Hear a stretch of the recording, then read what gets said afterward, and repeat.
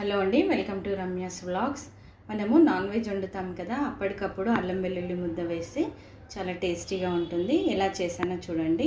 అల్లం వెల్లుల్లి ముద్ద, కొద్దిగా ఎల్లిపాయలు, 8 ఎల్లిపాయలు, అలాగే అల్లం అండి 1 ఇంచు వరకు.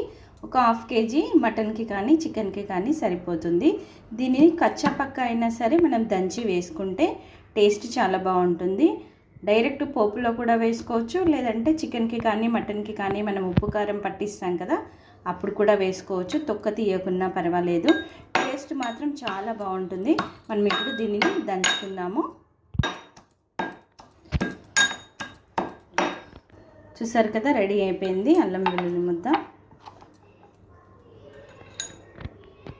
ఆల్రెడీ నేను ఇక్కడ చికెన్ కలిపేసాను. ఇప్పుడు పైనుంచి అల్లం వెల్లుల్లి ముద్ద వేసి మళ్ళీ కలుపుకుంటాను. టేస్ట్ అయితే బాగుంటుంది. మీరు కూడా నచ్చితే ఈ టిప్ని అయితే ఫాలో చేయండి. బాయ్ అండి.